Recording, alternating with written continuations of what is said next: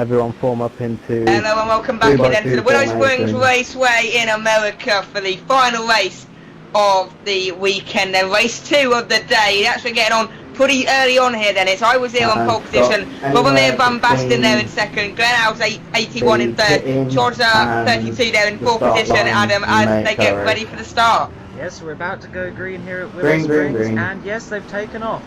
Who's going to Off they go then. Off they go, bit of contact, looks like behind in the midfield then, Adrian Headtitch in the middle there, and the Profs has lost some ground as well. Bobomir Van Basten has dropped down dramatically here, and Glenelg's 81 in the Bentley right alongside him now.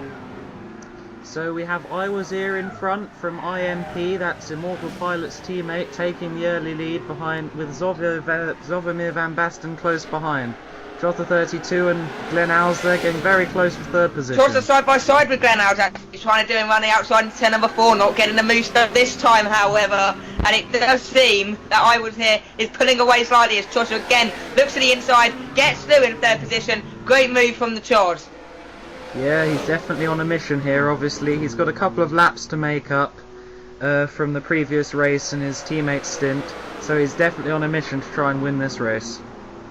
As they come here around then across the line for the first time, they confirm the running order. I was here, kind of leading the way. Zovomir Van Basten there in second, and Zovomir's gone. Zovo, in his race here today, is off into the gravel trap. Chosser goes through, Legacy goes through, Glanhouse goes through. What a terrible way to start off this race. He was helped off the track there by Chosser 32 in the Pescarolo, so I'm not sure if that will go into a steward's inquiry. I would have thought so.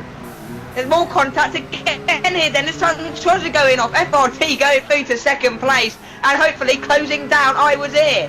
It is very good to see an Audi team doing so well at the front. Obviously this is actually FRT Legacy 97's last race in the Audi, so is he trying to go out with a bang before he switches to Pescarolo? Well, and already we cut to halfway through the lap and I Was Here, it's got him all over the back and Chosser's there was winning a Pescarolo. Where's he come from?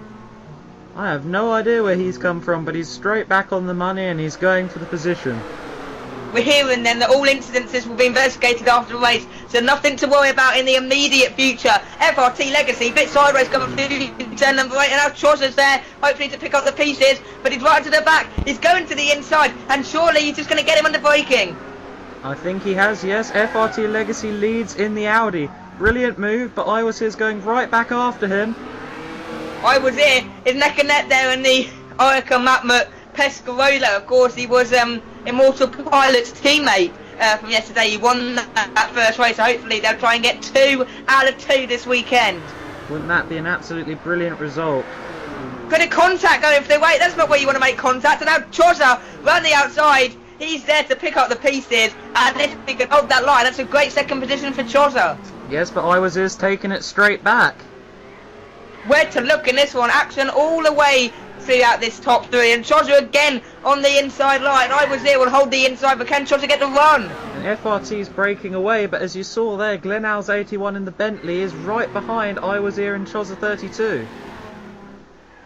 Here we go. So it's all kicking off then with these front 4. In fact now, FRT Legacy, as you said, breaking away the gap. I Was Here there in second, Chozza 32 in third, Glenelg's 81 there in fourth, Adrian Hettich fifth, Johnny B 1990 in sixth, Widfo there in seventh, the Profs, the Swedish driver there in eighth, Zovomir Van Basten after that incident at turn number 1 a few laps ago down in ninth, XNFS Freak there in 10th, Dirty Tat something or other is there in 11th, and then GT Planet Old Boy down there in 12th. And indeed, we have an interesting dynamic here, because Zovomir Van Basten is a very quick and capable driver, and he's got to fight back through the GTE field and the LMP field to have any chance of taking victory for Thar today. Well, and they coming again then. This is through now this long turn number 2 section. FRT Legacy pulling away the gap, as you said. The GT traffic is now already starting to prove trouble for these prototype drivers. Indeed, it already is the case, so soon into the race as well. 6 laps in and we've already caught GT traffic. Obviously, some of the GT drivers having some early issues here. Well, it's the fast-paced nature, of course, of the circuit, so the speed difference over 1 lap will be pretty high due to the fast race we're seeing. It's about 8 seconds per lap, so I think that there have been some issues for some of the drivers towards the back of the GT pack. Fairly sure the LMPs aren't that quick. Well, and they come again here then. There's still action going on all the way down the field. Still an FRT Legacy, the American there, leading the race. So who was his teammate in the race yesterday? It was Fort Bow yesterday, so he's basically out of contention for a team win as Fort Bow pulled up. But if you look at the timing screens, we have... Who's looking best then for a win? Yes, he's only going for personal glory at this point. I don't think he'll be anywhere other than 5th place in the LMP standings when push comes to shove. But on the screen we have Glenal's 81 has got past Trozza for 3rd place in LMP. So yes, so there's drama going on behind, and we're looking at the race leader. Where's the action race director? Sorry? We're seeing the leader, but where's the action going on behind? I don't know, to be honest. I think we'll get some soon enough. In fact, looking at the driver tracker, it seemed that Trozza's made some kind of mistake because he's dropped back a fair way now from Glenhouse. Yes, he's pushing very hard at the moment, and of course that kind of goes both ways. You could either have absolutely brilliant amount of pace and consistency, but at the same time you can push that 1 or 2% too far and end off the track, so it's a fine balance. Right, they come again here then, FRT Legacy. So then the teams use the different races and how the second race tends to be a slower pace due to the kind of the lower graded drivers. So are these sort of then the drivers that maybe aren't as talented as the ones in the first race? And look, I Was Is just gone off and given 2nd place to Glenal's 81. Yes, I Was Is gone off, Glenal's 81 goes through then in the Bentley into 2nd position, and I Was There and Trozza both coming unstuck by Glenal's persistent driving here. Of course, Glenal's was Memento's teammate yesterday, so Memento only a lap behind or so yesterday. So Glenal's will really try and be pushing FRT Legacy and try and go there for that overall win. Oh yes, CCR are definitely in the hunt, and back to the point we were making before, it seems to be the kind of pattern that's unfolded throughout the races so far in the WE season, that some of the slightly pacier guys, like for example Ninchin, will try and build a gap to the second driver for the second race, just so, you know, the second driver doesn't have too much pressure on their shoulders more than anything. So I think that's weird, because so me personally would go for the other way round and put your less experienced guy in first, so then the sort of big hitters can then come and do the damage and close the gap during the second race and grab the win.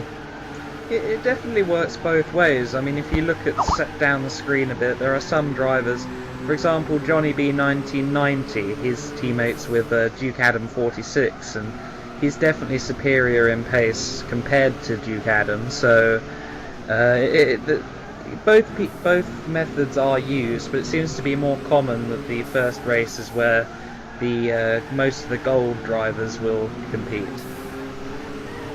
And they come again here and look at that gap then. Glenhouse really closing in here then on FRT Legacy, and of course if he passes him and then makes up 1 or 2 laps on him, he will be leading overall.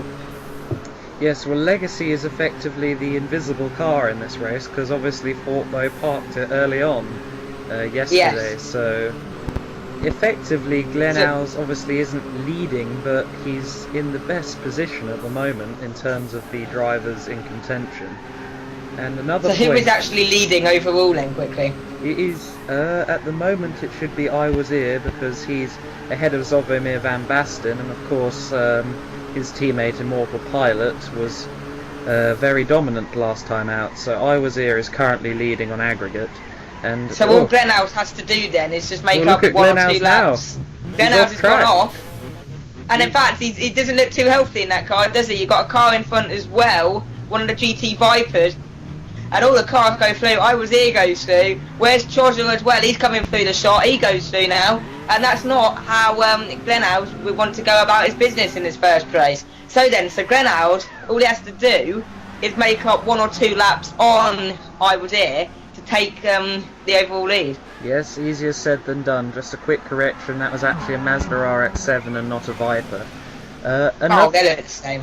Another point from our conversation earlier, a good reason to plant the quicker driver in the first race is the fact that you get points for being higher up the grid. If you get pole position, you get a point. So some teams. So how does the grid do then for the second race?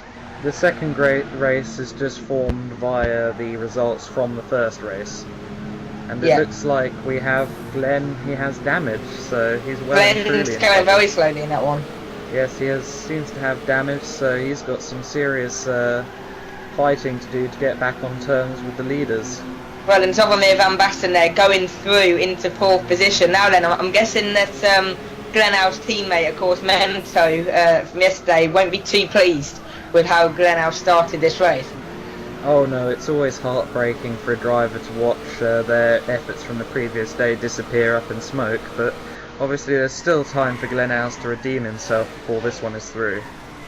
Well then, we did then see, just a while ago, we saw Choza giving some of the GT cars bit of contact, bit of a nudge. Is this kind of just a psychological thing to get the GT drivers to move quickly, or was this a bit of a physical move there by Choza? It can be a kind of a very slight love tap, but for the most part it is a very risky strategy. I mean, LMP cars obviously are lighter and more fragile than a GT car anyway, so you've got to be very careful with it. It's not something to mess around with, hitting the back of a GT car. Well, it's the danger as well of then you being thrown sideways and straight back off track. Yeah, if he is doing that intentionally, then he's a very brave guy. And here we go then, looking at the laps completed. Yesterday we saw about 17 to 18 laps before pit stops took place, and the leaders have all done 16 laps now, so surely the first stops are on the way. In fact, there was a car in the pit lane.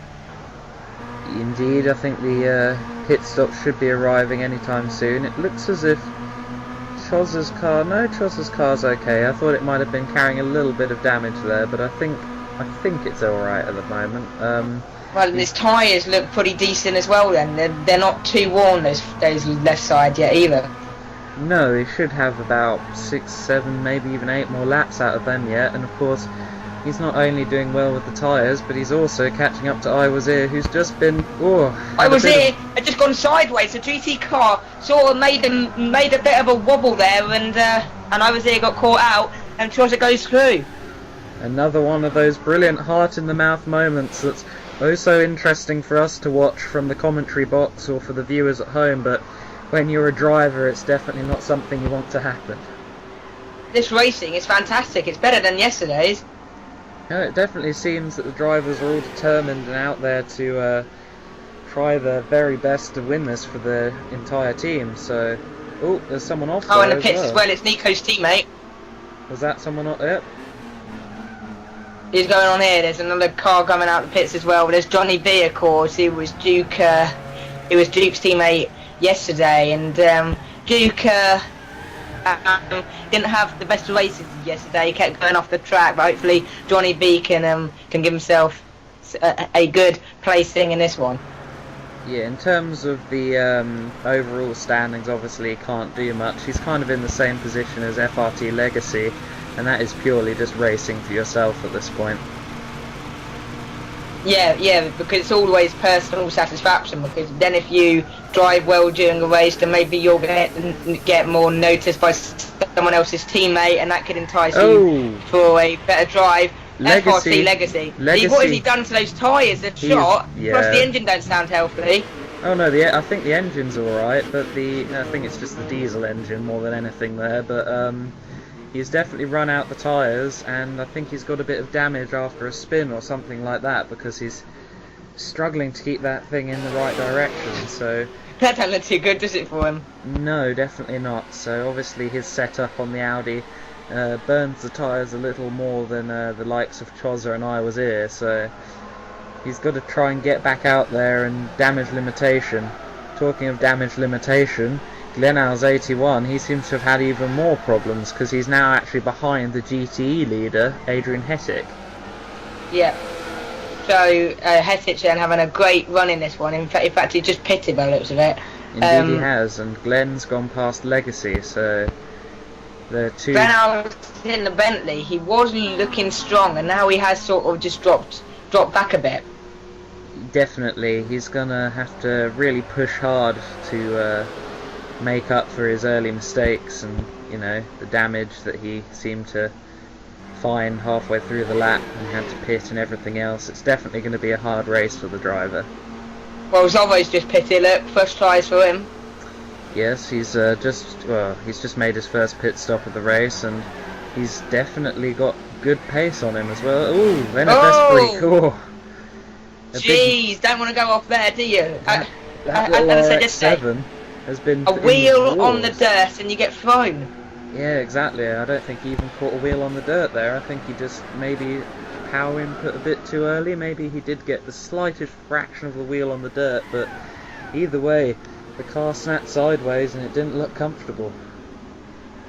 Right, they go here again then. This is I was here. Ooh. Round 3, off he goes again. What is it with these drivers not finding, just going off track today? No, it's very easy to do at this place. They're sometimes you kind of go into the corner and think you've got the apex and the optimum speed, and then suddenly the track kind of just falls away from you. It's a very odd circuit.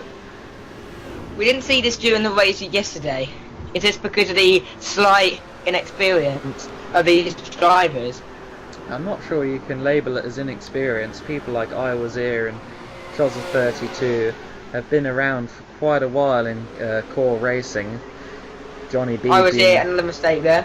Yeah, another mistake there. It seems like I'm not sure. I think once you've lost your rhythm, like I Was Here did there, it's very hard to just get back to doing consistent fast lap times without making these little mistakes. And we did see some of these mistakes yesterday from, I think Mento 89 had a couple of off-track situations in his Bentley, for example.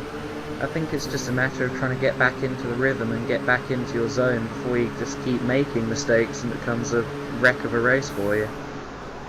When they come, this is now through turn number 9. In fact, this corner's pretty interesting because it's flat, and then it's just brake. It just kind of falls through the corner a bit.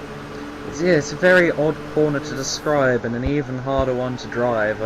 It's not somewhere where let's just say that when it comes to Willow Springs, I try and avoid it when I'm playing Gran Turismo. Well, look at this then. You can see there then going through this turn 2 section, that front left getting a lot of strain. Yeah, so at the moment it's on 8 out of 10, so it shouldn't be too bad for quite a while, but certainly the tyres going through the stresses and the loads of this circuit as FRT Legacy gets a bit of a wheel on the dirt and gets a bit of a wiggle on, so that must have been a scary moment for him. Well, yeah, you don't want to get too wide around this section, and in fact now Glenhouse does look like he is catching Legacy slightly. He does, yes. I think we might be about to see a challenge for position here. Obviously both of these drivers are still within sight of a podium position and they both want to beat the other one to it. Well, and Chozza has managed to come out second. Yeah, Chozza's definitely on a roll at the moment. He's got good pace. He's got to be a bit more careful in traffic though, as we've seen and heard. There's been a few moments where he's just maybe nudged a GT driver a little bit, and he just needs to be careful and stay on the track, and he could end up winning. So he needs to calm it down a bit. Yeah, just damage limitation is always a factor in endurance racing, so let's try not to damage the car too much. Ronnie comes again.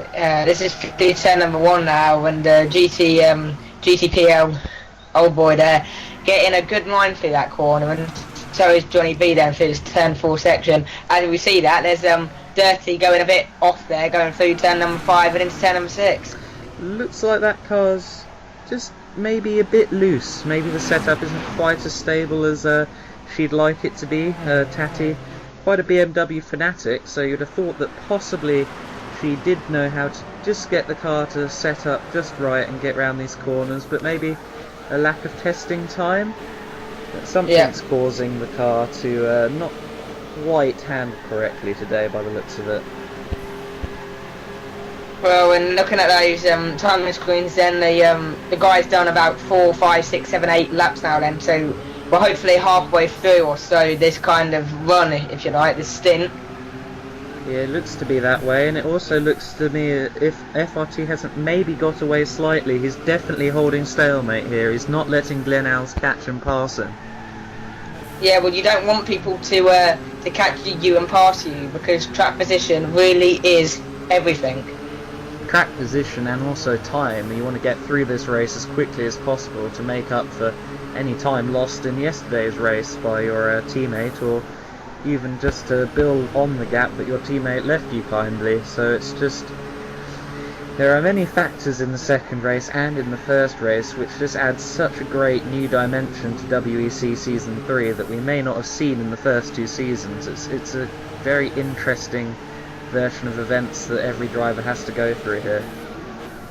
Yeah, and you don't want to be caught out either, as it looks like that GT car in front then is being caught out pretty much then by Johnny B. And where do you go then when you Zorvo now, because there's 2 GTE cars there fighting like mad, and how do you just pick your way through this without causing an incident? He was very wise there. What he essentially had was a rolling roadblock, a wall in the road that was preventing him from getting just carrying on, and he just lifted off the throttle a bit and waited for the perfect moment to get past, which is exactly what you should do in traffic as an LMP driver. Well, yeah, you don't want to be caught out, especially at that kind of speed, 300 or so kilometers an hour being caught out. That's going to be pretty painful for you. Yeah, you can make damage, you can get yourself damaged by colliding with the back of a GTE car, and you can even get yourself a penalty for perhaps being a bit too rough on a GTE car as well. So you just, you've got to play your cards right. And I was here now has absolutely destroyed Chorza at this stage. He was coming through turn 4 and turn 5 when Chorza were just coming down the start-finish line. Yes, clearly Team IMP have got a great idea of how to set up that Peugeot, because Immortal Pilot had all the pace yesterday, and now I Was is proving to have a similar kind of thing going on. Shall we put it down to doping? No, nothing like that. I think this is just pure combination of skill. Bending the regulations. Just a combination of skill and setup here, and luck, of course. Luck is always a factor. Round beginning, and as you can see, then the gap now between Chorza and I Was here 20 seconds, which is a pretty big amount. In fact, that's a third of the lap around here. Definitely, even more than third lap, I think. Just maybe getting more towards half a lap. He's definitely doing well for himself at the moment. Zovo is seems to have a bit more tyre wear than Chozza and I Was here, but his pit strategy is slightly different after he had to pit due to the early. Off. It's the profs. Yep, the profs had a little off moment there. Of course, Zovomir Van Basten might have a slightly different pit cycle to the top 2, because he had to pit early because of damage after that contact with Chozza 32 in the first corner, wasn't it? Yeah, and Zovomir Van Basten now is actually sort of closing the gap a bit. He's running in a decent 4th position with the legacy car not too far away from him. Oh yeah, definitely seems to be a bit of catching up going on here, and Glenelg's 81 looks to be very much in the wars, because now look, he's got a very stiff setup, much like Memto 89 did yesterday, so he's got the front tyre smoking, and not only that, but he's got third place man FRT Legacy coming up to put a lap on him. To do a lap on him, so Glenelg's plan of catching up where Memto left off with only a lap behind has pretty much gone out the window. For now, at least. The race could come back to him later on. I mean, Chozza 32 has to be seen, has been a bit rough with some of the drivers so far, and if I Was here and him have a bit of contact and go off the track and both end up with damage, it can all fall back into the hands of the likes of Glenelg's. Well, yeah, when they're making so many mistakes so far, then you don't know where the next one will come from. Oh, this is a mistake can happen at any time. I mean, you can just squeeze the power on perhaps a fraction of a second too early, clip a curb, or say the dust here, obviously the infamous Willow Springs dust, and you're around and you've collected someone else. It's very easy to do. Gap's coming down then, interestingly. Chozza's made 4 stops, and I was here's made 2, and Chozza, the gap's gone down from 20 seconds to only 14. Yeah, 14 seconds now, so obviously Chozza 32 has the pace, and he's just trying to close that gap, get through and stay there. Well then, Willow, now, FRT Legacy's gone, Zobbo's gone through, and bye-bye Legacy in that one. Seems to be another case of the instability that some of the Audi teams and testers have reported with this R18. It just seems the car's just a bit nervous in some cases, and here's a classic. Off he goes again. Yeah, classic example of just losing your edge and losing your confidence. Once you've had one crash, you're so likely to just go off again while trying to reset yourself. There we go, round they go here then. And again, there's so many laps still to go in this one. You wouldn't bet against him to really close the gap and take the fights I was here. Oh no, definitely not, definitely not. And of course, in future rounds, we're going to have FRT and Fortbo in that Pescarolo as well, so whether they'll actually do better and become another front-running team consistently during the Laguna race and onwards, you know, that would be very good for the series to have, you know, so many cars competing at the top of the field. As we saw. Well, one good comment to make is that Chozza, regardless of this kind of result, he can't win the overall race. So therefore, if I was there, 3 or 4 laps. If he was I was here, would you just kind of let Chozza go through, and then you're not holding him back when Chozza gets within sort of a second? If Chozza is there or thereabouts, instead of fighting with him and causing you to go off, would it be easier for I was here to just let him by and then focus on his own race? I was here. It kind of there's a few different sides to that story. I mean, there's a 3-lap deficit between the two people following yesterday's event. But if I was here, lets Chozza through and relieves some of the pressure off of Chozza's shoulders, then he's free to just go off and possibly even make up those 3 laps. But if he tries to keep ahead of the Pescarolo driver, it might just, you know, give that little take the laps down more. a bit of extra pressure on Chozza, and can breed a couple of mistakes possibly. Well, and they come, this is now through 10 or 8 now, getting up a bit of that kind of dust there then on that side and kicking up some of that dust. And Grenau's there in 5th position. He is now the last LMP car. Yeah, currently he is. He's I mean, if we look at how he's driving, he's definitely got a bit of pace on him. He's just got to convert that into consistency at the moment, and he's not being helped by the rather too stiff setup on the Bentley at the moment. Yeah, you don't want that to be kind of weighing you down, do you, really? Yeah, I mean, look, every single corner practically has got tyre smoke, and it can't help the tyre wear or the balance of the car very much. Exactly, that's not really what you want from the setup. No, certainly not. Not at the moment anyway. I mean, some tracks that maybe like Le Mans, where it's just straight line, brake, steer, straight line, it might be just, you know, you can get away with maybe not having a pitch perfect setup, but at tracks like this where the corners are so key to the lap time, you've got to have a nailed setup. Well, again through there then, you saw Glenhouse there, heavy workage on that front left because of that corner being so left tyre orientated. It seems the heavy right hand corners are really damaging the tyres. Indeed they are, and we just saw there. Oh! Whoa! Oh dear! FRT Legacy comes back onto the track. What is he doing there? FRT Legacy, and then Glenhouse having to swerve and goes off himself. I'm not sure that was entirely Legacy's fault. I think. Off he goes again. Oh dear!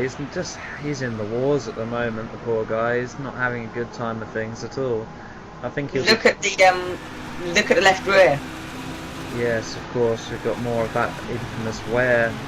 And I think Legacy and Fort Bow will be pleased to see the back of the R18 at the end of this weekend. Has it been a very difficult car to set up and drive for them then? That's what we've heard from various different sources, including Concrete Climax, who of course had that car before the this round at Willow Springs. They made the switch between Daytona and Willow, and they mentioned a bit of instability as well. I think it's a car that takes a lot to drive, definitely.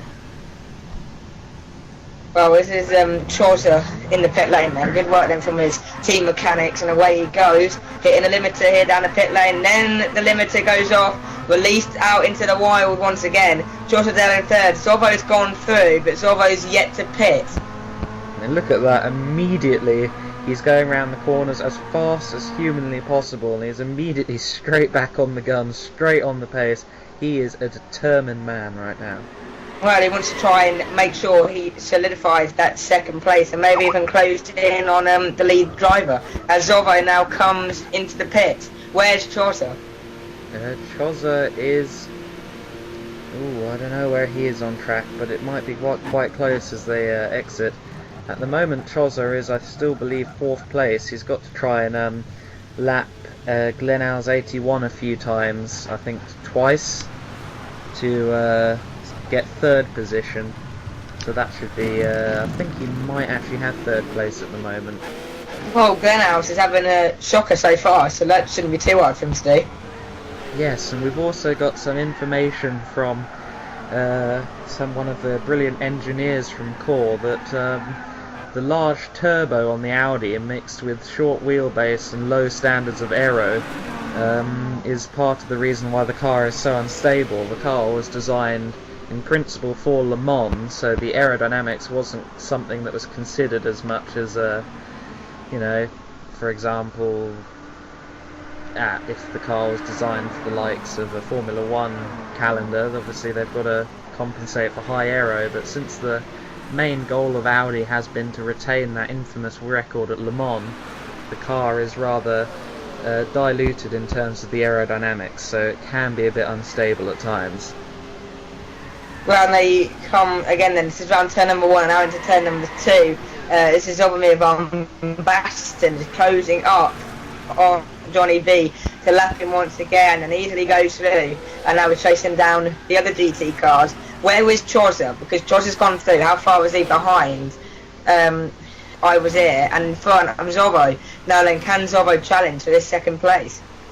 Zorvo definitely can challenge for 2nd place, and of course he can also challenge for the win overall, because he's the teammate of Ninchin, so he's still very much in the hunt, and so is Far for the overall victory this round, as Johnny B gets a bit too much curve there. Yes.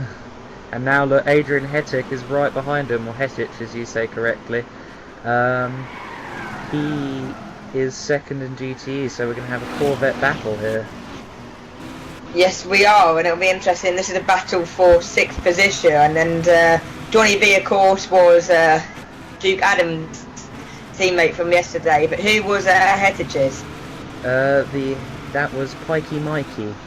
So Pikey Mikey, stick him on a leash as they go around this corner, and look at this in front then, we've got our cars coming through. That's FRT Legacy. Yep. Yep. And if Hetic then, so yeah, go on. I think this right here is an advertiser's dream. Willow Springs, very picturesque race circuit, and 2 identical black racing Corvettes, but not for long. Well, it was 2 identical Petri Corvettes, and then round and round like a record baby goes Johnny B into the pit lane. Surely he comes out. He's got damage to the left wheels there. Look, very good wear onto him, and into the pits decides to make his pit stop maybe slightly earlier to not lose too much time there. Well, I think that can be marked down as my first time that I put the commentator's curse on someone, so apologies to Johnny B 1990 there, but that was another example of that last corner and how tricky it can be. He's on near Bombaston. He's closing up again then on the GT traffic in front. Shaw's a bit further up the road. He's coming to turn 3 now. So seems as if he's slightly pulling away from Zorro in this one. At the moment, it does appear that way. Yes. Whether Zovo can get back in the game and get set really fast lap times again will be interesting to see. And if Widfo goes off there. And also, well, if Zorro about to lap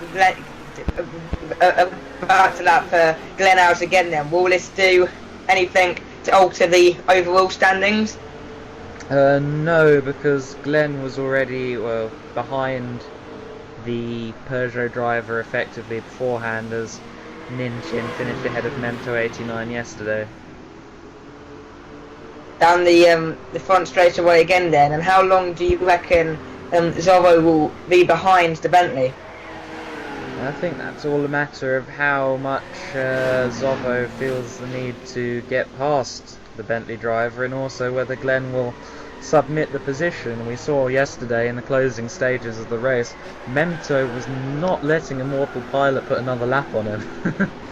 Yes, because he didn't want to that to happen. So, you know, defending as much as you can, meaning you only have to make up 1 lap for Glenhouse in this race and not 2 or 3. However, Glenhouse hasn't taken that on board by the sounds of it so far. No, and as we see now, Widfo is 2nd place in the GT class. Johnny B 1990 slipped down to 3rd following his slight off earlier on at the last corner. Car parked up there, then that's Dirty Tatty, who hasn't had the best race either, really. No, it looks like just rejoining the track, perhaps had a little bit of an off. It's kind of hard to say. This is going around turn number 9 now. We're on board then with Widfo, looking back at Johnny Adam, who not Johnny Adam, it's Johnny B even. In fact, this is now then a battle for position, but has one of these done one more pit stop? I'm not sure about the pit stop strategies at the moment, but I can tell you this, Johnny B 1990 is gaining on him. Well, yes, because Widfo had that pretty substantial mistake there, going through turn number 1, a bit sideways and a bit too much curve. Indeed he did, and we can have a little extra factor here, because here comes Iowa's Ear in the Peugeot, about to disrupt this GTE battle. Yes, and this could cause problems for Widfo, because it could give Johnny B a slight kind of glimpse to get through here, a slight chance. Iowa's Ear's timed it very well though, and he doesn't seem to have cost anyone terribly much time. Well, Widfo a bit wide. Geez, what happened there? A bit of a connection issue seemingly there, and fortunately both have gone on to live another day, and the fight continues.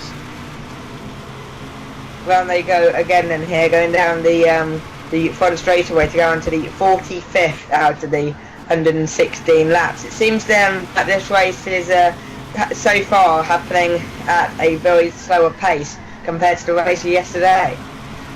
I'm not sure about a slower pace really at the moment. I think overall we're not too far off where we were last time, because obviously the 58-minute thing is inaccurate, because that also counts for the formation laps and such. So overall we're about 40 minutes into the race at this point, if not slightly less, and we seem to be doing quite well for ourselves in terms of time. We're just going through then this kink then, which is one of my favourite corners, because when you have the onboard view in these cars, it's just a blind quest. Yes, a bit of a rally simulator almost going on there. Apparently then hearing them from core headquarters that we are running about a second a lap off yesterday's pace in the LMP category. Yeah, so in total that's not really going to factor up to all that much. No, so in total it'll factor up to about 2 minutes extra. Yeah, of course, so it doesn't look that bad at all, to be honest. I think the teams, obviously some of these teams are very competitive. I think I very much like the combination of Iowa's Ear and Immortal Pilot, for example. update come. This is looking at Glen 81. Currently, he is a lap, or he was a lap. He's now back on the lead lap actually because of the time screen is updating. 51 seconds behind the leader, or no, behind Zovo. So I think he might be a lap down in terms of the actual gap to the leader, but he's still within firing range of Zovomir Van Basten at this point, so he can still challenge for a podium by all means. Well, and this is with Fonalen that we are looking at is coming through this this tricky, complicated section. It's like the tighter section, which you said just yesterday that this section kind of disrupted the flow of the circuit. It does. I'm not sure it quite fits in with the rest of the track, but we have a bit of news now from the pit lane, and it seems that NFS Freak, or Need Speed Freak, depending on how you want to say it, he has retired in the little Mazda RX-7 that we saw having a few spins earlier on. He's just retired after quite a bad race and string of incidents, and we hope the best for him and his team next round. And in fact, there is a Pescarolo going off. It's Chozza 32, the only Pescarolo currently in the field, second position in the race. So Chezza trying to close the gap, has had a mistake, and that's not going to help his chances.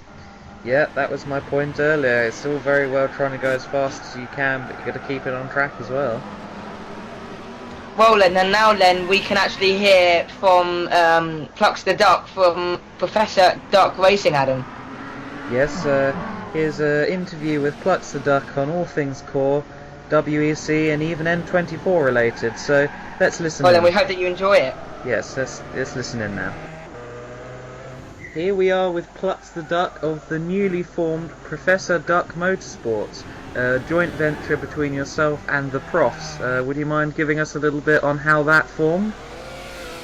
Yeah, so after getting slightly jealous of everyone enjoying the new multi-lobby version of WEC, I was looking around for a driver, and I spoke to Nicodemus of Gary Motorsports and said, look, does either one of your Gore teammates want to have a shot at WEC? And the Prof said he was up for it, and kind of went from there really, and we've kind of got on, we've got some good testing data together, and seem to be getting on really well, and we're looking forward to it all. And I believe the choice of car for Laguna Seca has already been settled?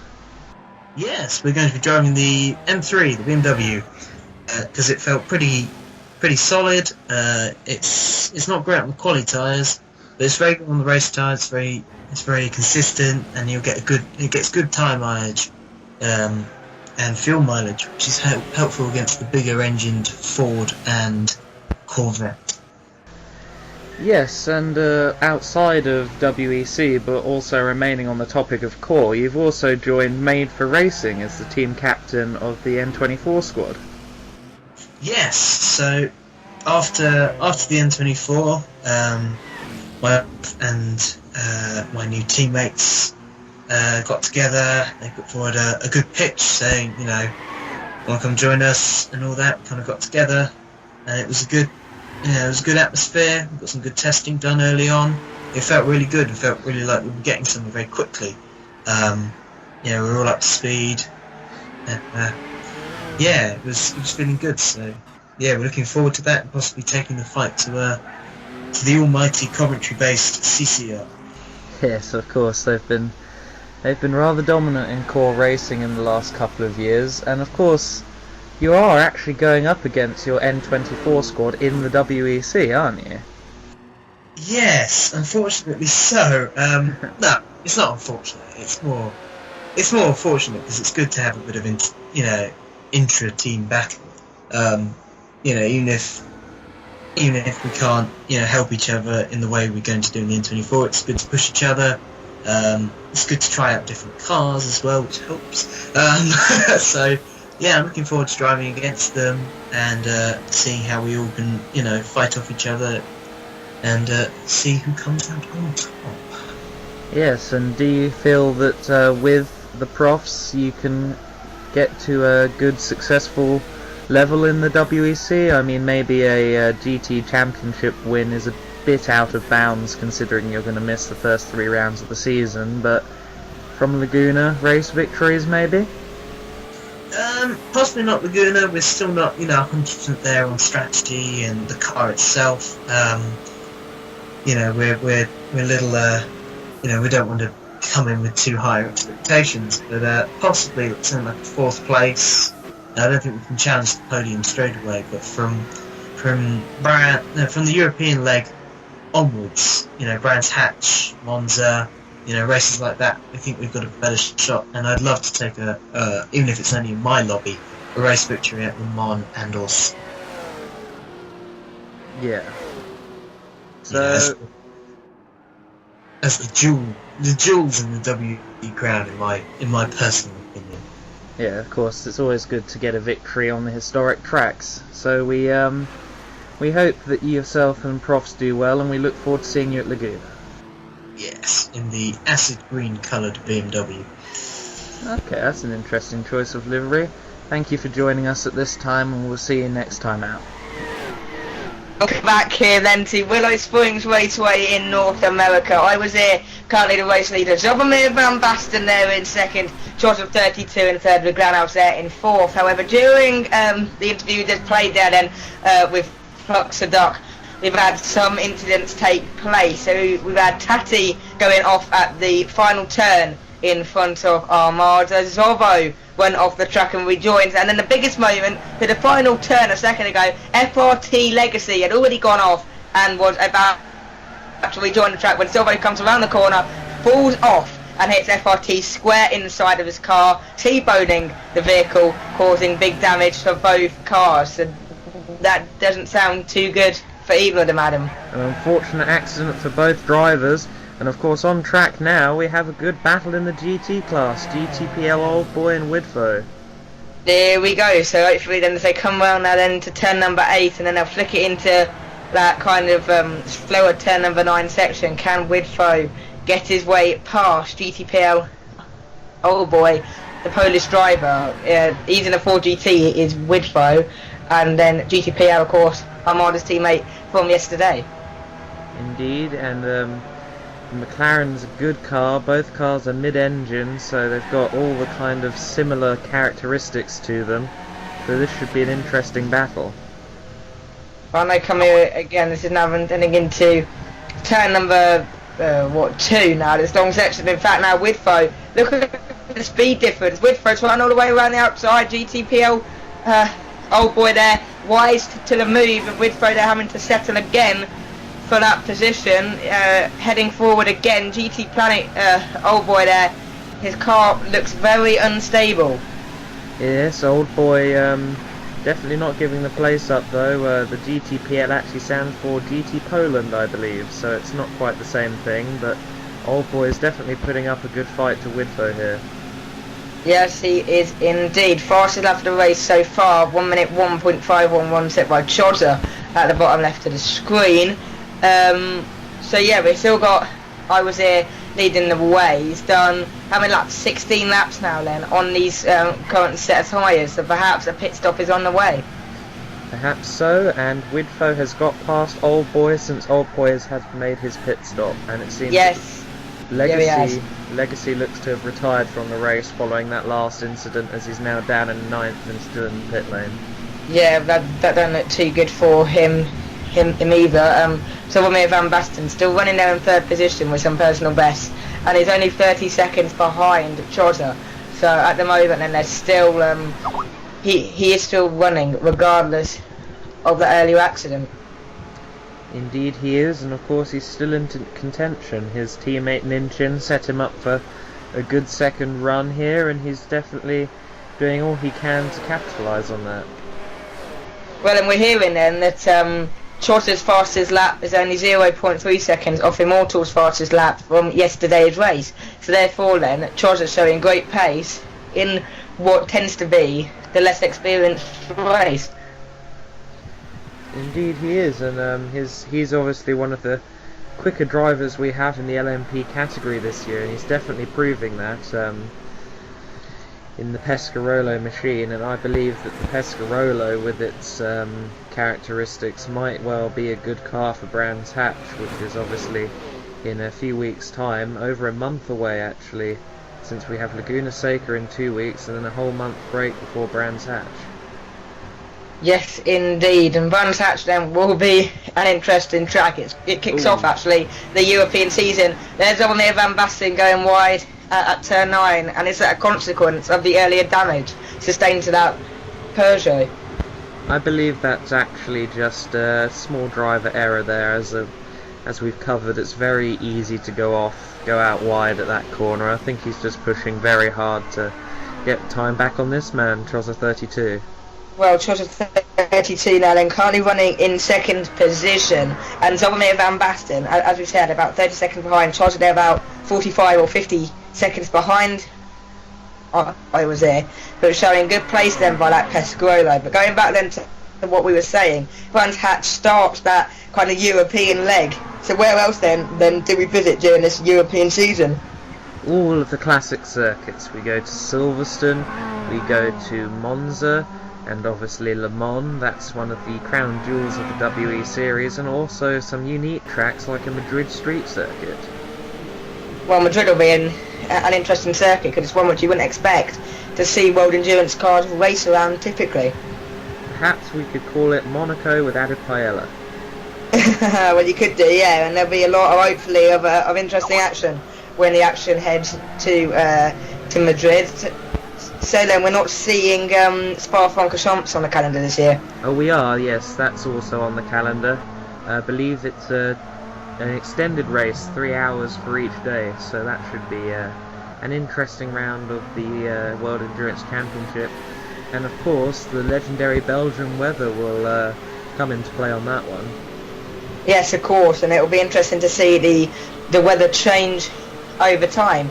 Now then, interestingly, how come we've got a 24 hours in the Nürburgring, but we don't have a 24 hours of Le Mans? That was planned at one point, but it was decided that it would be a logistical nightmare for everyone involved. I mean, they already have to travel places once a year for the, most of the drivers in this do compete in the Nürburgring 24, so they already have to travel to meet each other in their chosen destination for that one.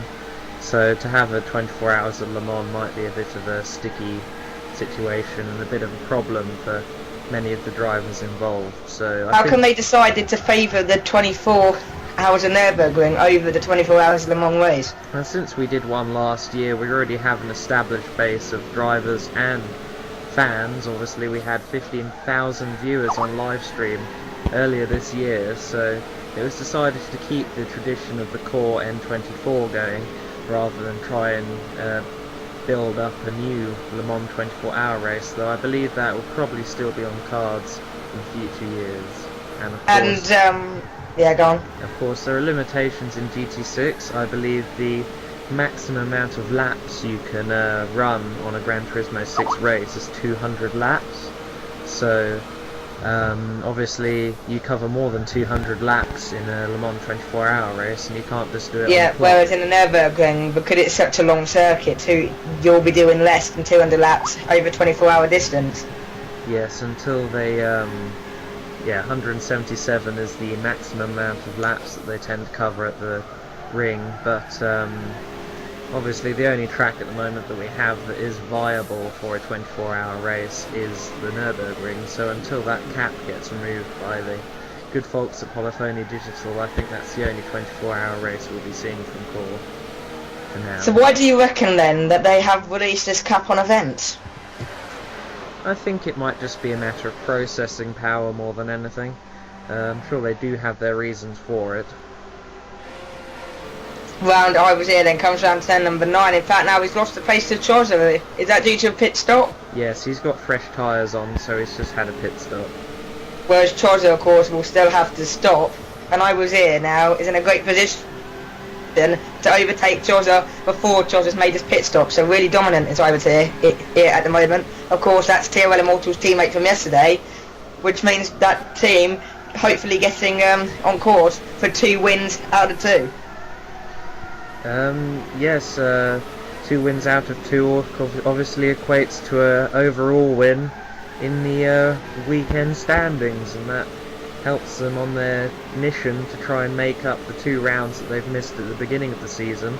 And of course, what a debut, what a start to the series. 1 round, 1 win. Well, so regarding the point standings, do you just get points for an overall weekend win, or are there also points awarded as well for each individual race?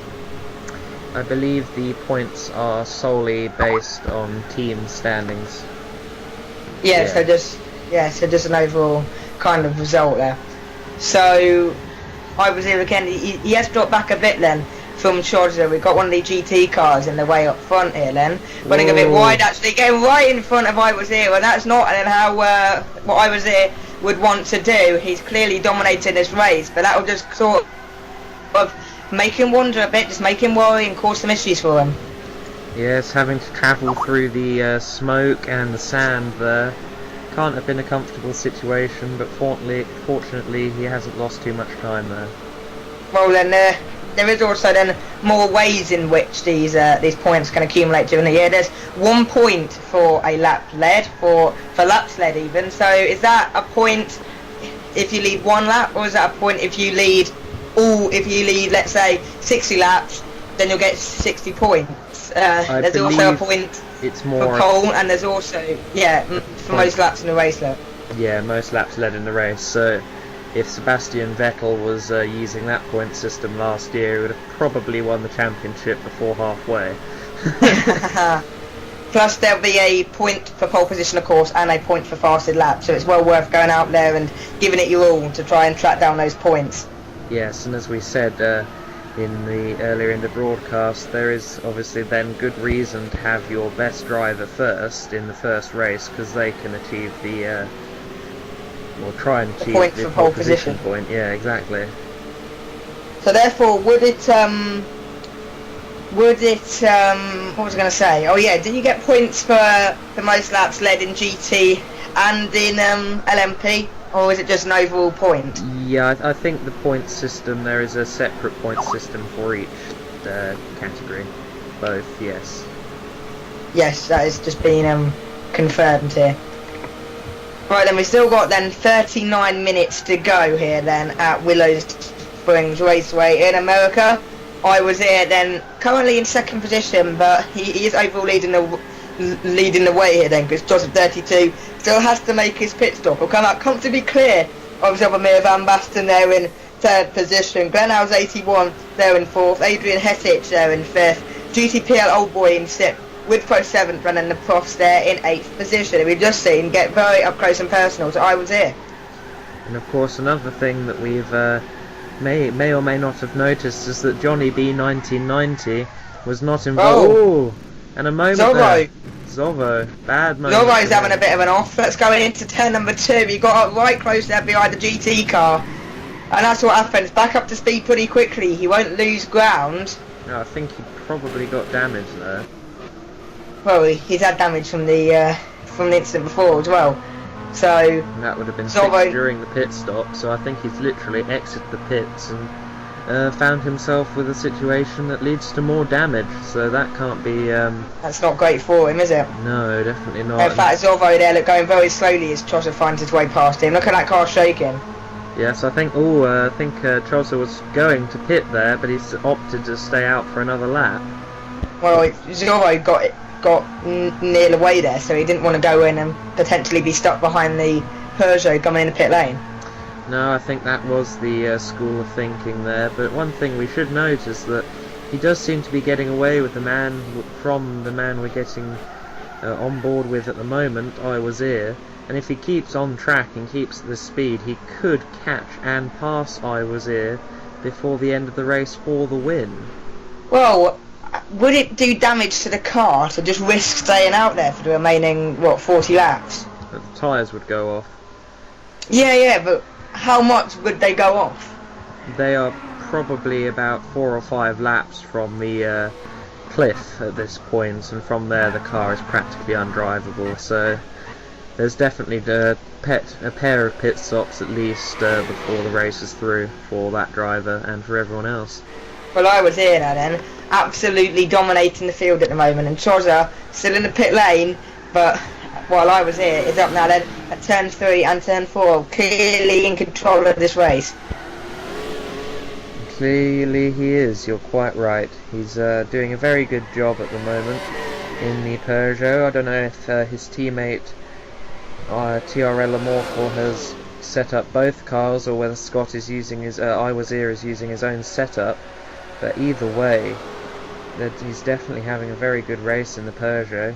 Combination of speed and consistency. Widfo, look at that tyre, front left, jeez. I think he might have a bit of a stiff setup, a bit like we saw yesterday with the Bentley of Memto 89, and of course the Bentley today as well, Glenhouse 81. On some of the corners he was smoking a bit, so I don't know if Widfo is maybe running the Ford slightly too stiff at the moment. They're coming around the section, Widfo there going through this kind of small kink, and then now around turn number 8 and into turn number 9. If I've got Glenhouse there in behind him, he's running in 3rd position, and this hasn't really been the best race for Glenhouse. No, but now he's capitalising on the mistakes and incidents of Zovomir van Basten, and he's back up onto the rostrum for now at least, so he's Where would he finish regarding Memto's position yesterday? That wouldn't do damage, would it, to that standing for him? That depends on Trozza 32's result, but at the moment, yes, he's holding Memto's position at this point, I believe. Here's GT PL Old Boy then coming up. He's just been passed by Glenhouse, so another lap put on him there. Another GT car out of the way for the time being as Glenhouse hunting down Chozza. How far then is Chozza down the road? But then with Chozza's form so far, it would be hard to see Chozza come away with it here. I mean Glenhouse pass him.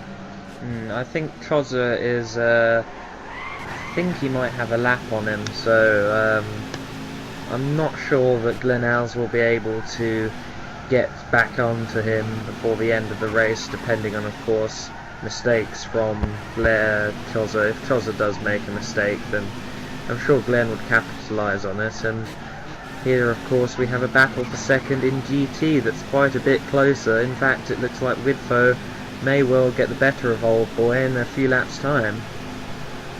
Well, and they come again here then, Widfo going through now turn number 8, and as you said, Widfo seems to gain around the second half of the lap more so.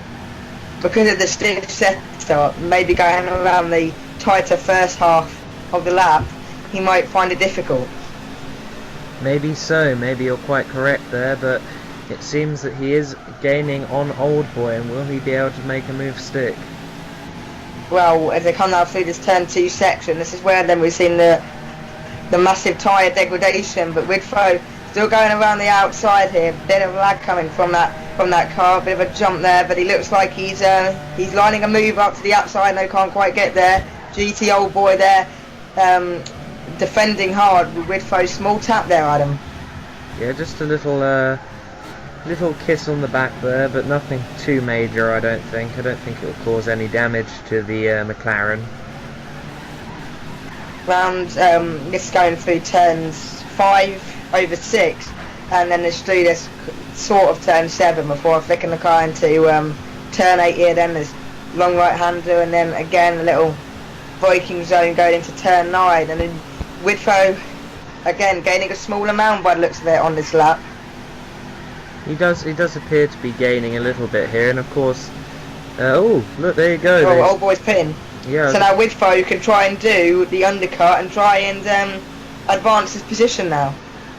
Yes, I was about to say that Iwazir was about to have to try and make his way through a battle, but it appears not to be the case now, obviously, so I'm sure he'll be happy about that. One less thing to worry about. Now, how does Widfo deal with this then? Because half of him wants to push to try and get past Old Boy during this pit stop round. However, he also then needs to slow down for Iwazir and potentially lose time that he could spend trying to close it in on Old Boy. I'm sure that Iwazir has the grunt in the Peugeot to make his way past soon. In fact, I think he's about to make this move as they head towards turn 8. Indeed he does. It's worth noting that Widfow is on quite fresh tyres. I believe he has another maybe, well over a dozen laps to go before his next pit stop, so I don't think we'll be seeing him pit anytime soon. Yeah, so it's all about now defend that kind of position for the time being and see what happens when Widfow pits and see if he can get the jump on Old Boy. Indeed, and Old Boy needs to be working on catching back up to Widfow as best he can before Widfow makes the stop, and try and have a clear advantage by the time Widfow does make his stop and comes back out. This is coming through now then, the turn 4 section. I was here now going to turn number 5, and he has absolutely dominated this race so far. Then he's pulled away from Chozza, and with only 28 minutes or so to go in this race, it does seem as if I was here is taking this race really by storm. It'll probably be a little more than 28 minutes, but yes, we've got about a quarter of the race left to go, and it does look as if he is going to win this one, pending of course Chozza and his pace. So at the moment Immortal Pilot and the IMP team are, well, on cloud 9, winning on their first attempt. Well, and that's right then where you want to be and right where you're fighting for. So if TRL Immortal was an experienced guy with Gran Turismo in the past racing before he joined Core, what would I was here doing before joining the series? I was here has been a regular in Core racing for quite a few seasons now. I believe he's been racing in WEC since the first season, so he's been he's a well-known fixture in Core racing, and he's proven to be very quick on his day. As they come now, this is Solomir Van Basten. They're currently running in 3rd position, trying to get past the lagging Widfow in places. Yeah, still that unfortunate internet connection issue, but it doesn't seem to be doing too much damage to anyone's races, so fortunately things aren't too bad at the moment. He's 2nd place in GT as well, and hopefully for Laguna or the European leg he can try and repair that. Yes, and then once we've had the European leg, then where do we head to then? We have the Asian rounds, so that encompasses Fuji and Suzuka, and of course the finale of the WEC this year at Bathurst.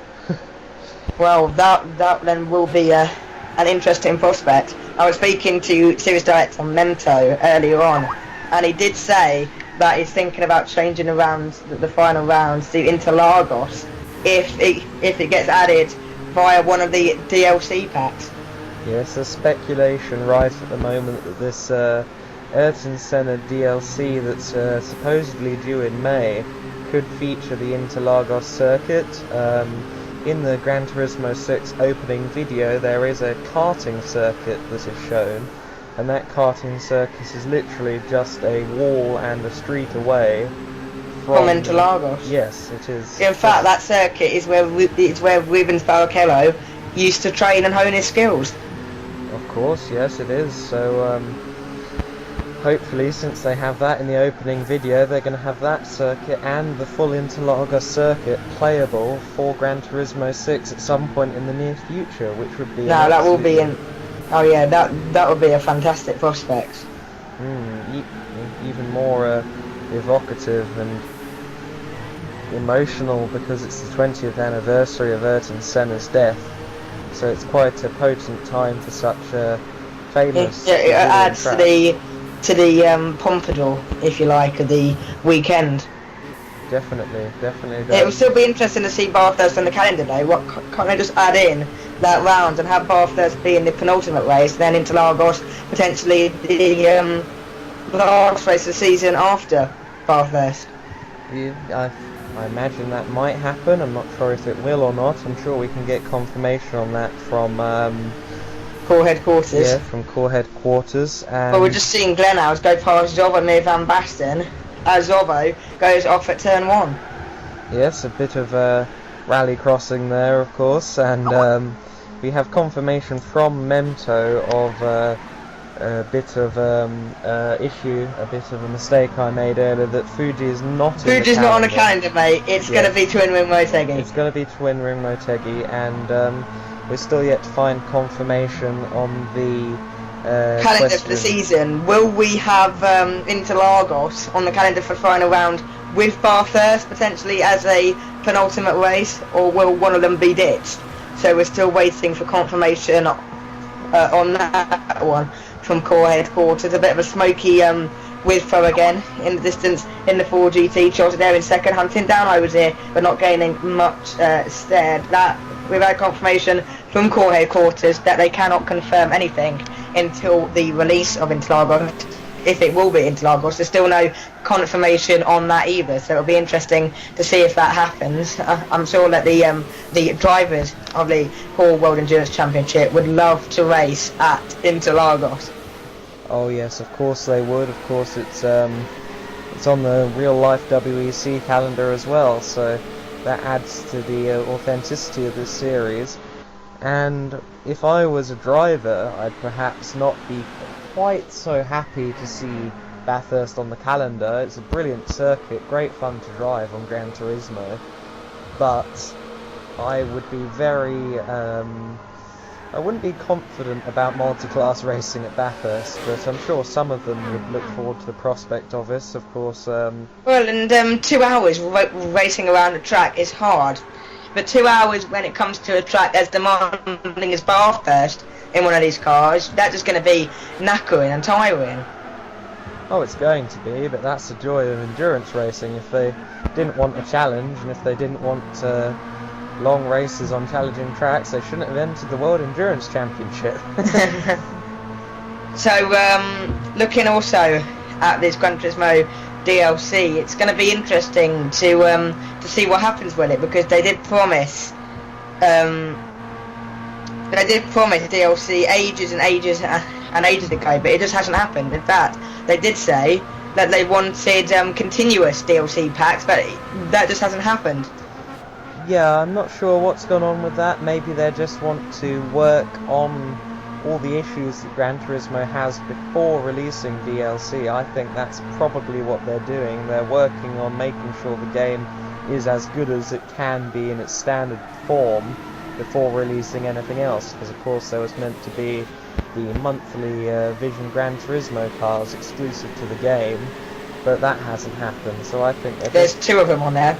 Yes, they're just holding off until such time as the game is as good as it can be, I think. Well then, we're just seeing then a pass for the lead. Chozza going past I was here is actually a actual pass for position without pit stops having to play effects. No, that's always good to see. Chozza and I was no strangers to wheel-to-wheel action with each other as well, so if you look in the WEC... Well, and if I was Chozza, wouldn't you try and hold off now and pit around about the time that I was here does? That depends on tyre wear. If he can do it, I'm sure he will. And hold off on that form. Going back to what we were discussing, there was a promised track editor as well via a phone app on the GPS. Yes, that's there's a data thing already on Gran Turismo.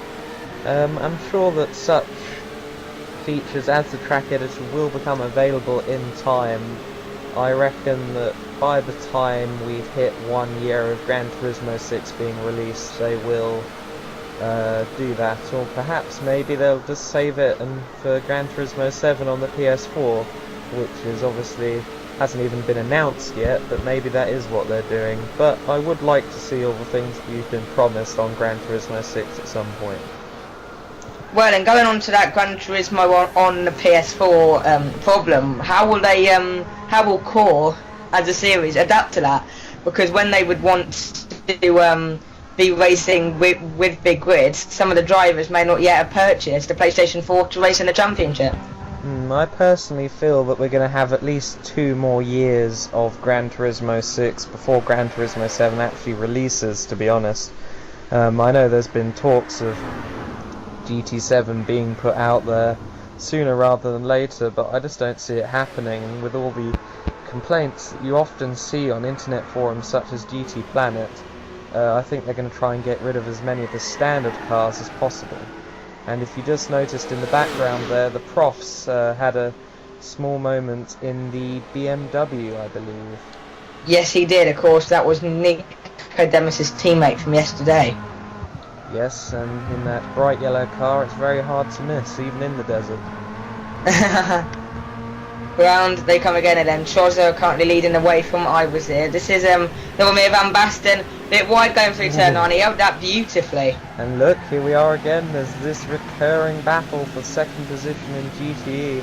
I'm sure Adrian Hetich is very happy with this because he doesn't have to worry about anything. These two are holding themselves up, having their little fights. I mean, a small battle. In fact, I don't think I've seen Adrian Hetich once yet during this race. I've seen him a couple of times on screen, but he's having such a relaxed and composed race that he's not really drawing the cameras to himself. Here's Widford again then in 6th position. In fact, it's Chozo, what are you doing? Ooh, that's a debatable move there. Well, that was Chozo's fault. Yeah, what is he doing? In fact, and I Was Here's gone past him. Damage to Chozo. Oh, it might well have been self-inflicted. I'm sure there'll be a steward's inquiry on that one following the race. Ooh. What's your opinion on that then? Do you reckon it was Chozo's or Widford's fault? Ooh, I don't know. I tend to believe that might... Or was it 6 of one, half a dozen of the other, racing incident? Possibly, yes. I am a good fence sitter. Oh yeah, well I do history A-level, so we always get told if you sit on the fence you get splinters. I'll try and bear that in mind. Shorter now has lost 25.4 seconds to I Was Here. He's dropped now from 1st to 2nd, so I Was Here leading the race. George 32 there in 2nd, Glenn House 81 in 3rd, Zobomir Van Basten there in 4th. He's trying to unlap himself actually from Glenhouse. I don't know if he's done that or not yet. He's 22 seconds behind him there, and then there's Adrian Hetich, as he said there, running in a relaxed 5th position. Yep, leading the GT category, of course. I do think that this might well be the defining factor in this race, whether it was Choz's fault or not. He has lost a great deal of time to I Was Here. He's lost his rhythm. He's going to have to try and get back straight on the straight and narrow and get his consistency back. And of course, he's just, he's screwed up his pit strategies and everything else as well. This might just be the defining factor that puts that brilliant liveried Peugeot 908 onto the top step of the podium. Do you reckon that Chozo has a chance in getting back on top and potentially winning this race? Or will only 20 laps to go, he's pretty much out of the hunt now? He certainly has a chance. It's not as much of an open book as it was before. I think he might have to rely on a mistake from I Was Here, or for I Was Here to be collected in someone else's mistake, but the chance is definitely still there. Here comes Chozo, coming now in through turn number 3, as I Was Here now coming through turn number 6. The difference in about 3 corners between the cars.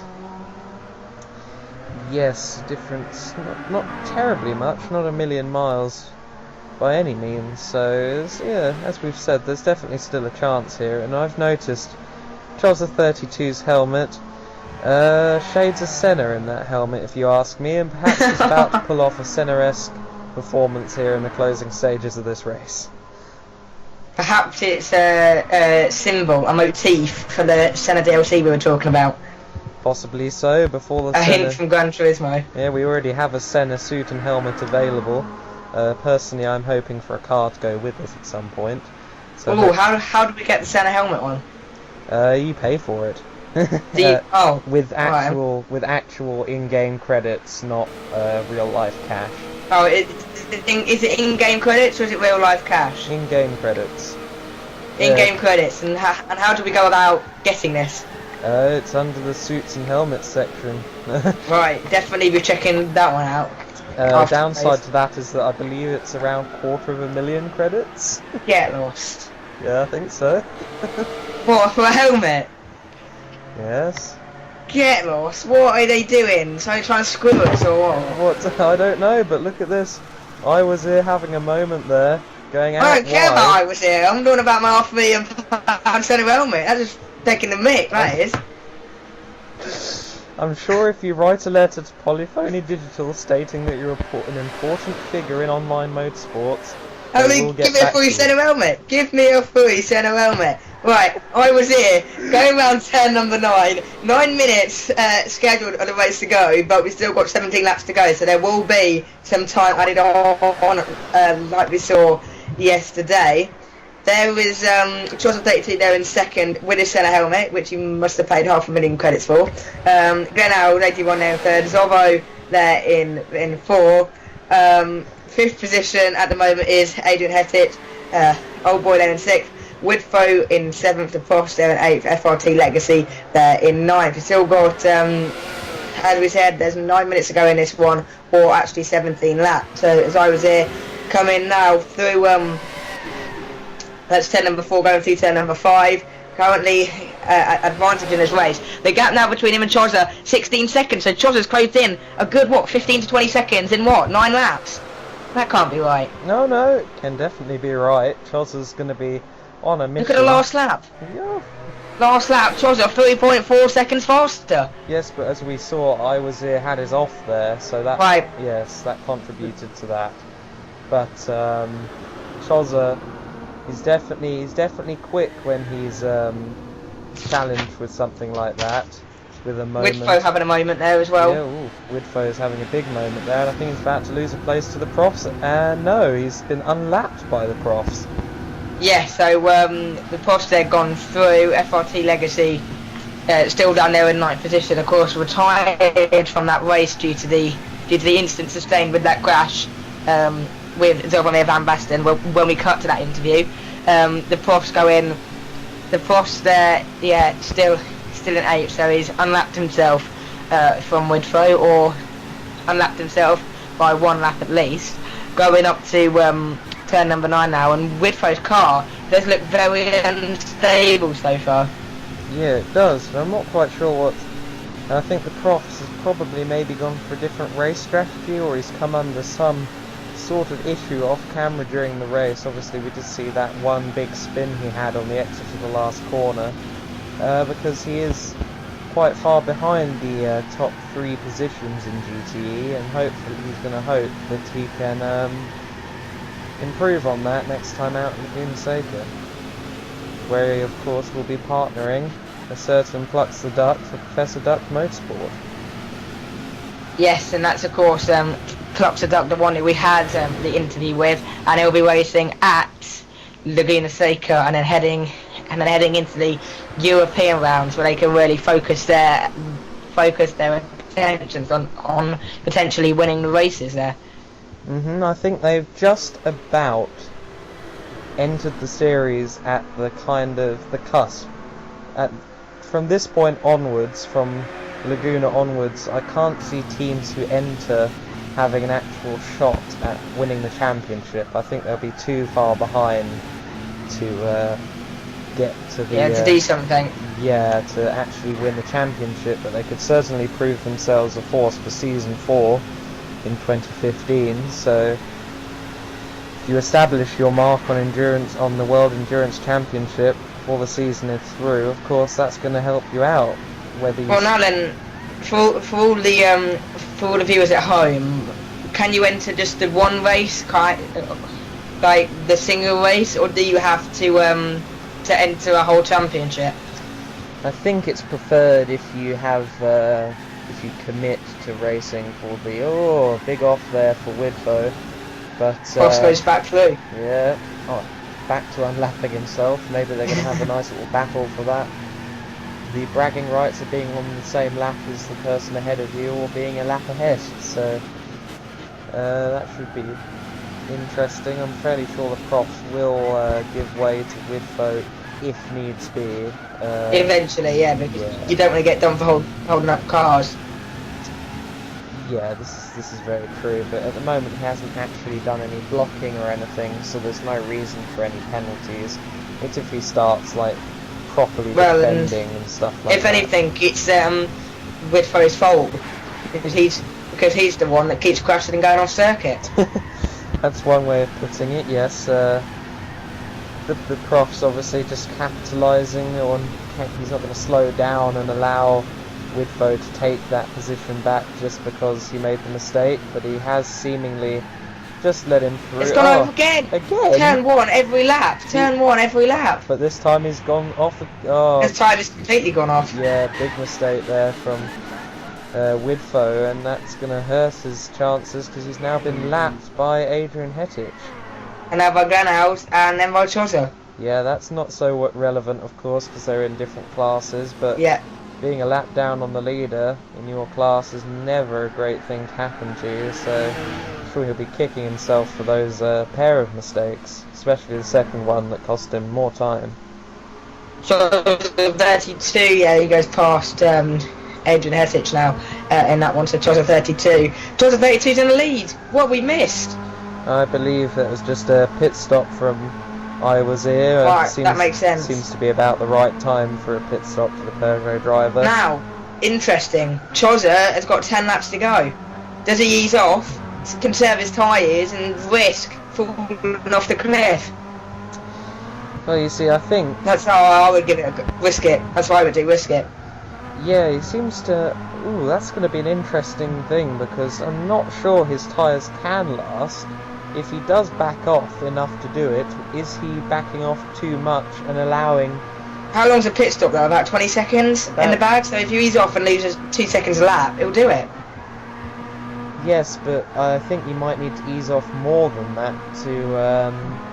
Oh no, look, he's making the pit stop coming now. in. What are you doing, mate? Widfow coming in the pits as well, and he's not had the best time of late.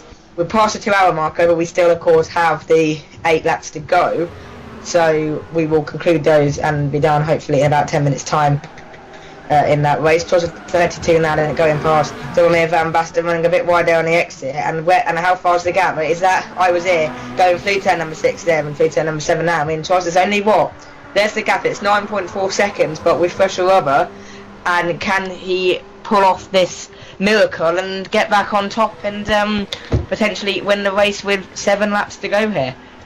Well, he pulled a very significant chunk of time back to I was here just a few laps ago, so I'm fairly sure that he has the ability to do so. But what we've got to bear in mind, of course, is he might pass and win on the road, but we have those incidents to investigate, including the one we saw not too long ago with Widfow, and if that does get judged that the problem was Chozza and that the incident was Chozza's fault, of course he's going to have a time penalty. Yes, so yeah, well, of course, because Chozza could win the race and then get done for that penalty, and then it pulls him back down the field. Yeah, which his teammate won't be happy about. No, his teammate won't be happy. I doubt he'll be happy either. Well, Fortbo, in fact, his teammate retired after we were about 17 laps to go yesterday. No, Fortbo is FRT Legacy's teammate. Yes. Red Bull, who was Red Bull Chozza's team? 20. Yeah, Red Bull Rider. So 4th yesterday, wasn't it, for Red Bull Rider? Yeah, definitely. I think Chozza had the personal mission to try and make up the I think it was 3-lap deficit to the leading driver, or the IMP team, I was here. Unfortunately, hasn't been able to do that, so I think he's just going for personal glory to try and win the Sunday race here. Well, and Chozza, look at how much he's closed off on I was here. As I was here now, coming through that turn number 3, and now so is Chozza. So again, that gap now, it's less than 9 seconds. That must be about 4 or 5 at max seconds here now, and now Chozza can really extract the tyres, really work and really push as hard as possible. And with 6 laps to go and a minute per lap, that's 6 minutes or so left in this race. Chozza is right with him and right there with a shot of this race victory. Brilliant stuff here. It could well go right down to the wire. This could be decided in the last corner, literally. Well, it'll be interesting to see it go down. Well, that would be interesting at all, and 2 and a bit hours of racing, and the final lap could decide it all. In fact, the final corner could decide it all if Jota gets a good run through turn number 8. I'm not sure he could get the slipstream in time, but imagine that, the photo finish after 2 hours of racing.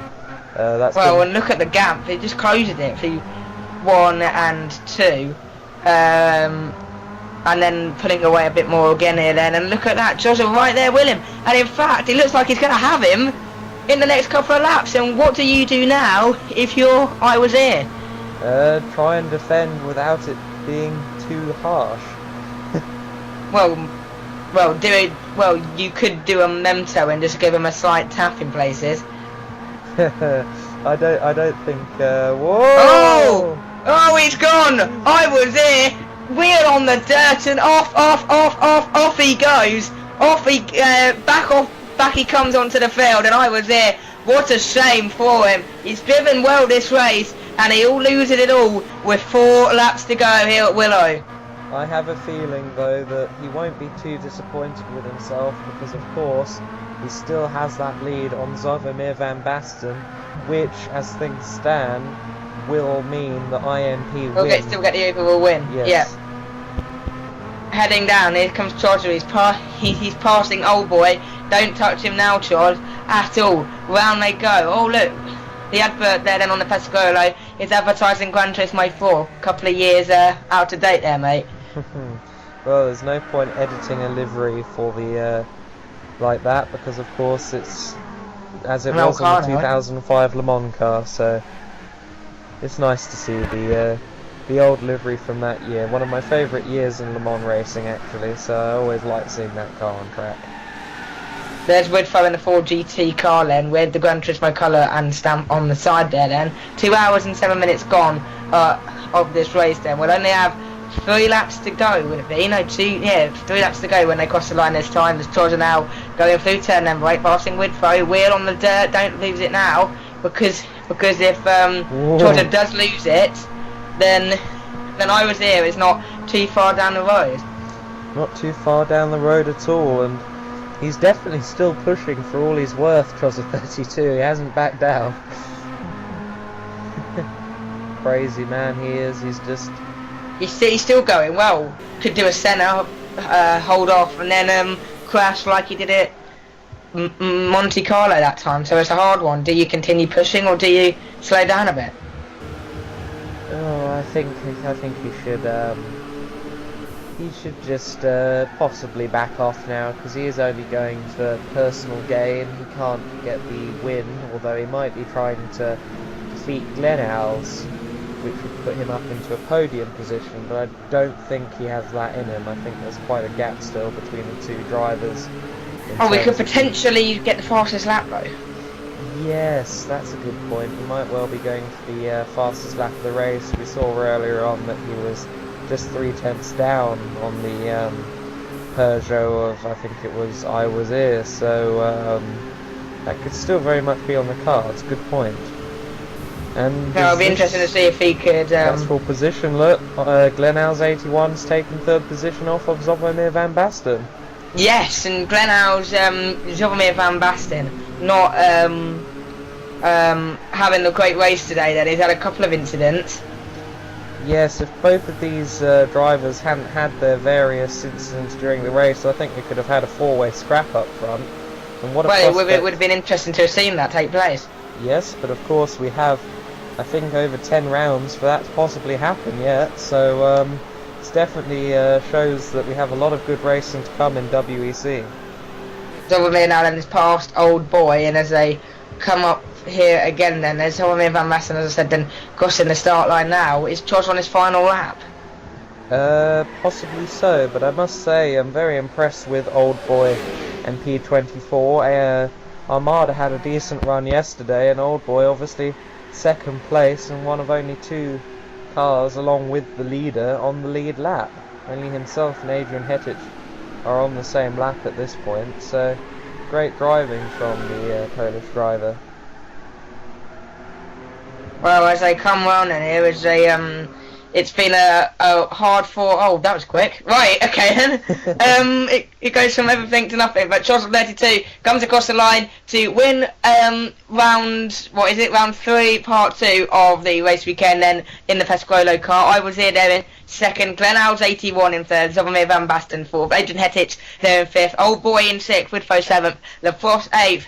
Legacy there in 9th. But the day's been about one man and one man only. Charles 32 on top in the desert at Willow Springs, Adam. Provisionally, of course, depending on incidents, and IMP also provisionally, depending on the steward's report, has won their first ever attempt at WEC racing.